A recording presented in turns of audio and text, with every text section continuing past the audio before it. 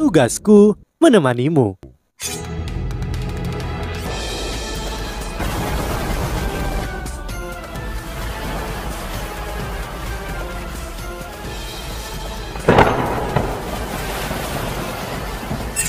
Hai sahabat Pasuk, kembali lagi bersama alur cerita versi novel Solen 2 Sekte Tang yang tak tertandingi. Jangan lupa like, subscribe, dan nyalakan tanda lonceng. Mari kita lanjutkan. Di sisi Cicuachen dan Xiao Xiao, kali ini Cicuachen bukan satu-satunya yang merasa bahwa kemampuan Xiao Xiao tidak dapat diprediksi, bahkan teman-temannya yang lain bisa merasakannya. Bibi hanya bisa mengangguk tepat sekali. Terlepas dari apakah itu Xiao Xiao atau Jiang Nanan, kita semua telah tumbuh banyak, bahkan mereka bukan lagi gadis kecil yang semua orang perlu lindungi. Mereka semua bisa menghadapi dunianya sendiri. Cincin roh Xiao Xiao mulai bangkit dari kakinya. Cincin roh pertamanya berwarna kuning, tetapi yang berikutnya semuanya hitam. Ketujuh cincinnya tergantung diam-diam di sekitarnya saat Sroling muncul di tangannya. Jiwa bela diri pertamanya yang dia lepaskan bukanlah jiwa bela diri utamanya, yaitu 3 kuali penghancur kehidupan, tetapi yang dia keluarkan adalah jiwa bela diri keduanya. Xiao Xiao melambaikan suling 9 phoenix-nya dan 7 cincin rohnya ditarik. Cicuachen yang berdiri di seberangnya menghunuskan pedang penghakimannya. Seperti yang dia katakan, dia tidak akan berbelas kasihan meskipun lawannya adalah seorang wanita. Cicuachen mengungkapkan ekspresi bertekad di wajahnya saat dia memegang pedangnya dengan kedua tangannya. Saat dia mengarahkan ujung pedang ke tanah, dia bisa menyembunyikan auranya. Pada saat itu juga semua orang bisa merasakan bahwa energi hidupnya telah menghilang. Meskipun dia berdiri tepat di depan mereka, seolah-olah dia tidak ada di sana sama sekali. Bahkan Huo Yuhao yang memiliki energi spiritual yang sangat kuat tidak dapat mendeteksinya. Meskipun mereka tidak bisa merasakan kehadirannya, mereka bisa merasakan energi dari pedangnya. Pedang penghakiman mungkin tidak memantulkan cahaya, tapi itu memberi kesan gunung berapi yang akan meletus kapan saja. Xiao Xiao belum pernah bertarung dengan Cicuachen. Kali ini dia akhirnya mengalami tekanan besar dari fanatik pedang ini. Tidak heran tidak ada yang mau bertarung dengannya. Niat pedangnya saja sudah semengerikan ini. Sebelum bergerak, Xiao Xiao sudah merasa seakan seluruh dunia dipenjara dalam pedang besar. Dan di dalam pedang besar itu tampaknya ada ratusan dan ribuan pedang kecil yang mengancam dan akan mencabik-cabiknya. Sungguh niat pedang yang kuat. Apakah ini bagaimana rasanya melawan fanatik pedang? Pada saat ini bahkan niat pedang Cicuachen yang sangat kuat hancur ketika mencapai jarak 10 meter darinya. Tubuh Xiao Xiao diselimuti oleh cahaya hitam yang berisi rune yang tak terhitung jumlahnya. Cicuachen hampir kehilangan keseimbangan setelah niat pedangnya hancur. Wajahnya berkedut setelah menyadari apa yang baru saja terjadi. Dia jarang tertangkap basah, bahkan ketika dia menghadapi Huo Yuhao dia telah mengurangi niat pedangnya dan tidak lagi melepaskannya saat terbuka. Ya, Xiao Xiao benar-benar memenangkan pertarungan pembuka mereka, di mana Cicuachen mengadu pedangnya dengan aura Xiao Xiao. Aura Xiao Xiao hanya bisa digambarkan sebagai luar biasa. Itu bisa membanjiri semua orang dan bahkan membanjiri takdir serta membanjiri dunia. Itulah kekuatan kuali. Kuali yang sebenarnya bisa menekan dan membanjiri aura apapun. Oleh karena itu, terlepas dari seberapa kuat aura lawan, hanya ada satu hasil yang memungkinkan. Aura mereka akan diliputi dan ditekan oleh kuali. Karena itu Xiao Xiao hampir tak terkalahkan dalam hal membandingkan kekuatan aura seseorang. Itu adalah kekuatan mistis dari 3 kuali penghancur kehidupan. Meskipun merilis ruling 9 phoenix, Xiao Xiao menggunakan kekuatan 3 kuali penghancur kehidupan. Ini menunjukkan bahwa dia telah mengembangkan kendali yang luar biasa terhadap 2 jiwa bela dirinya. Pada saat ini matanya bersinar seperti bintang-bintang mengkilap saat dia melepaskan kekuatan spiritual yang menakutkan. Tepat ketika Cicuachen berusaha menemukan keseimbangannya, Xiao Xiao mulai meniup seruling 9 phoenix-nya. Nada sedih tapi melodis mulai muncul dari ujung serulingnya. Udara di sekitar mereka mulai menjadi sangat kental. Cincin roh pertama pada seruling Xiao Xiao mulai berkilau saat cahayanya berkedut. Udara kental tampaknya telah jenuh oleh cairan tak terbatas. Bahkan orang-orang yang menyaksikan dari luar merasa terbebani oleh beratnya udara di sekitar mereka. Itu adalah teknik pertama dari seruling 9 phoenix. Meskipun itu teknik yang persis sama, kekuatannya sudah benar-benar berbeda dari apa yang terakhir kali dia tunjukkan kepada kelompoknya. Saat itu ketika Xiao Xiao mengeksekusi skill ini, melawan lawannya itu hanya bisa sedikit menunda gerakan lawan. Tapi sekarang keterampilan jiwanya sebenarnya mampu membuat orang berjuang untuk bergerak.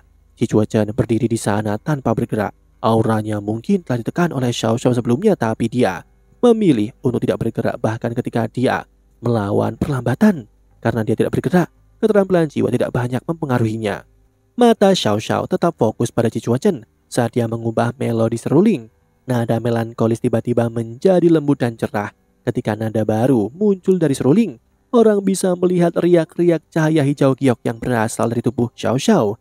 Riak-riak ini seperti lingkaran benang yang meluas ke arah Ji Chuachen. Saat mereka berusaha menjeratnya, awalnya mereka tampak hanya melingkari cahaya, tetapi ketika mereka semakin dekat dengan Ji Chuachen, mereka tiba-tiba memadat menjadi material.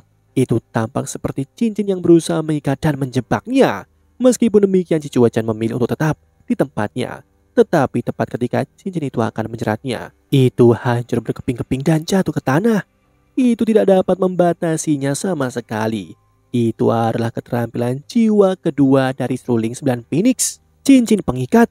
Tapi kekuatannya tampak telah kehilangan efeknya ketika itu bersentuhan dengan niat pedang Ji Chuachen.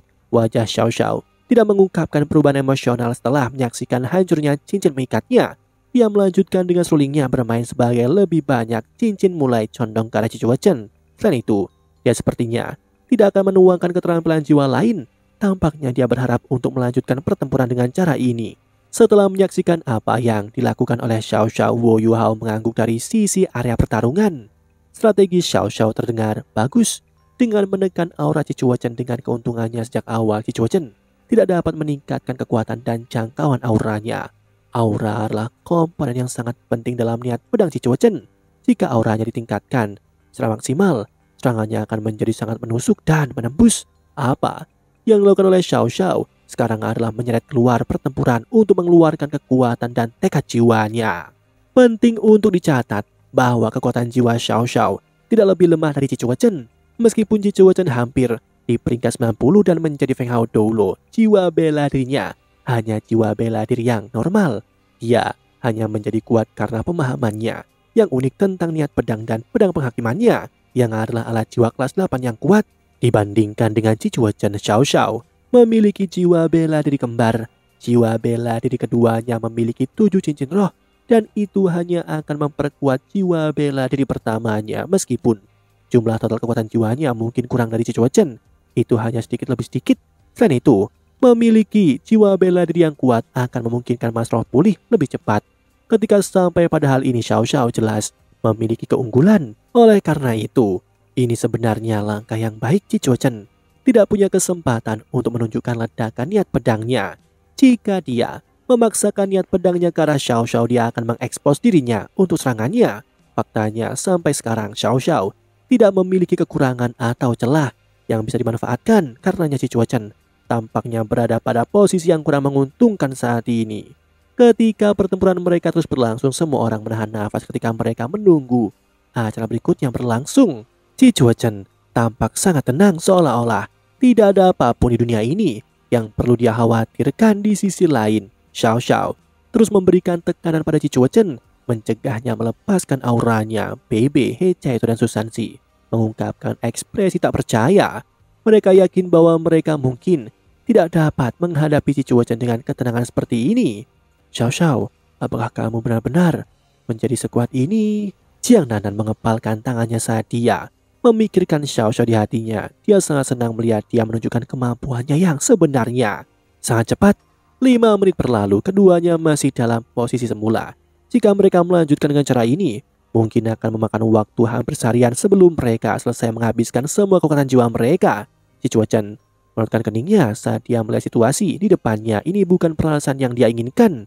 Dia lebih suka lawannya untuk menekannya langsung. Sebaliknya, Xiao Xiao menggunakan cincin mengikatnya untuk melecehkannya. Dia merasa seolah-olah dia tenggelam ke dalam rawa, bukannya bertarung dalam pertempuran yang menakutkan. Namun ia tidak dapat mendeteksi kekurangan atau celah di pertahanan lawannya. Jika dia menyerang dengan sembarangan, dia akan mengekspos dirinya padanya. Ji Chuachen bergumam pada dirinya sendiri.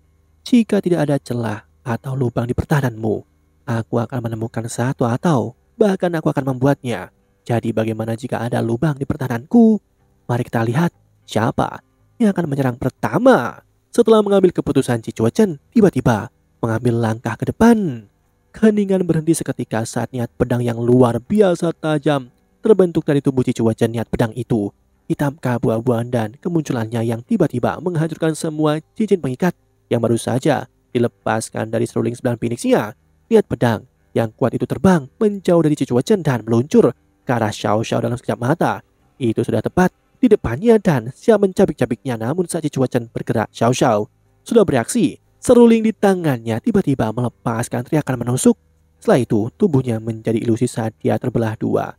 Meskipun niat pedang telah terkunci padanya, itu langsung menembus sosok ilusinya dan tidak membahayakan sama sekali. Setelah itu tiba-tiba, saatnya Xiao Xiao membalas.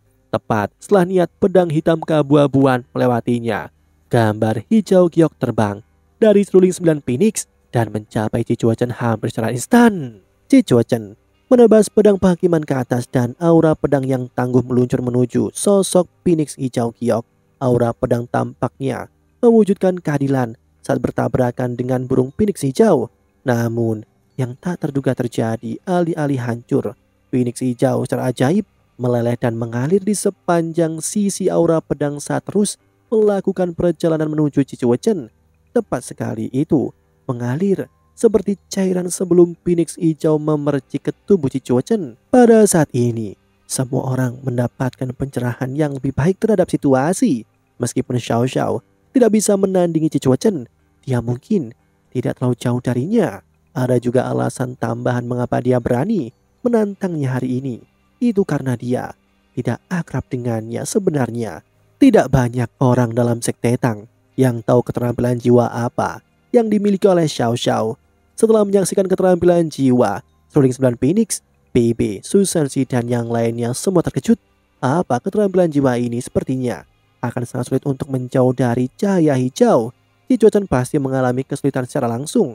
Ketika dia pertama kali melihat phoenix hijau giok terbang ke arahnya, dia berpikir bahwa ini akan menjadi keterampilan jiwa tipe serangan, namun dia tahu tebakannya salah saat aura pedang menembus phoenix hijau giok.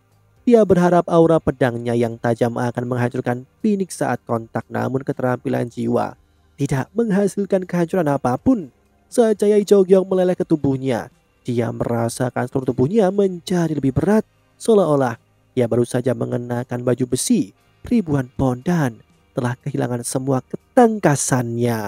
Aliran darah dan kekuatan jiwanya menjadi lamban, seluruh tubuhnya menjadi sangat lamban.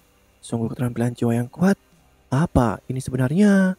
Ini adalah pertanyaan yang hanya bisa dijawab oleh Xiao Xiao. Namanya adalah segel phoenix, teknik pengekangan dari seluruh 9 phoenix.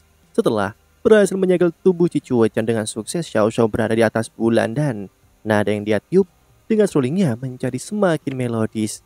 Ini phoenix hijau giok terbang menuju Cicuo Chen. Sungguh keterampilan jiwa tipe kontrol yang luar biasa. Semua orang mengagumi teknik Xiao Xiao. Saat ini mata Cicuo Chen tiba-tiba menjadi cerah. Dia tahu betul kesulitan apa yang dia hadapi. Karena Xiao Xiao tidak berhenti melepaskan segel phoenix, ini berarti bahwa efek segelnya bisa diperparah. Aura Cicuo Chen tiba-tiba berubah. Aura tajam yang tak terlukiskan tiba-tiba muncul dari tubuhnya. Pada saat ini juga, bahkan cahaya dari pedang penghakimannya ditutupi oleh aura yang keluar darinya. Cicuo Chen telah berubah menjadi pedang panjang dengan aura yang tak tertandingi ledak dari tubuhnya. Mata Xiao Xiao menjadi kabur karena ledakan tiba-tiba dari aura Cicuo Chen. Setelah itu, Cicuo Chen mulai bergerak. Aura pedang yang tak hitung jumlahnya melonjak dari tubuhnya, seolah-olah menyembur keluar dari setiap pori-porinya. Energi hijau samar juga dikeluarkan dari tubuhnya bersama dengan aura pedang. Segel phoenix pertamanya telah dirusak. Cicuo Chen mengangkat pedang penghakiman seolah dia sedang melakukan jutaan pedang aura yang telah dilepaskan dari tubuhnya.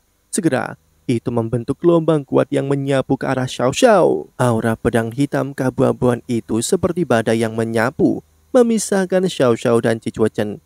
Phoenix hijau giok langsung hancur. Cicuo Chen mampu membalikan meja dalam satu gerakan. Juga dia mengunci auranya ke Xiao Xiao, menekannya. Demikianlah Kisah untuk kali ini, sahabat Pasuk, jangan sedih, jangan bimbang, apalagi galau, karena aku kan selalu menemanimu.